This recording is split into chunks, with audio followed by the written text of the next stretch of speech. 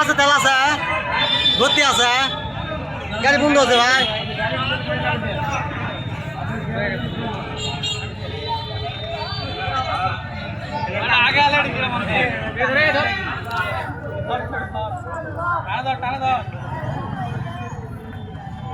অত ব্যারিকেডের মধ্যে পরিচিত তাও ভালো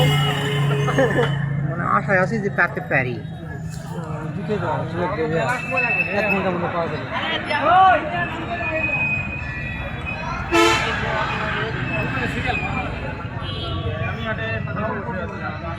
দুপুরে চেয়ার তখন ভাবলাম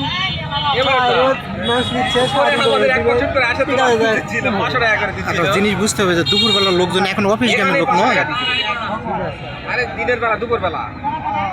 সকালে ভিড় বেশি হবে দুপুরে রাতে এখন যত বেলা ডুববে তত ভিড় বেশি হবে দুপুরে ভিড় কম আবার এক শ্রেণীর লোক আছে সকালবেলা ঘুমোর থেকে উঠে আনে গাড়ি হচ্ছে মানে স্ট্যান্ড করে রেখে ঘুরে বেড়াচ্ছে পাম্পে স্ট্যান্ড করে রেখে আজকে গুলশান মোড়ে এই ঘটনা ঘটেছে না হলে 50টা মোটরসাইকেল তেল মোটরসাইকেলে তেল তো না লাইনে আসি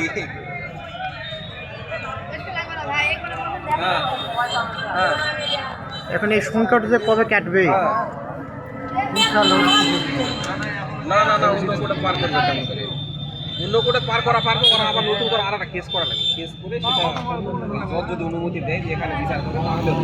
তারপর আর সুযোগ নেয় নতুন করে আর একটা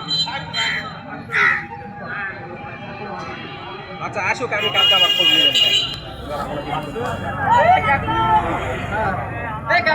আচ্ছা খোঁজ দিব কালকে আর খোঁজ টাকা নিয়ে গেল টাকাটা নেন নাই আচ্ছা ঠিক আছে আমি খোঁজ দিব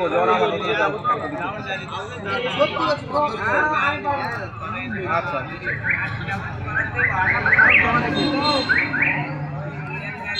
না পাইনি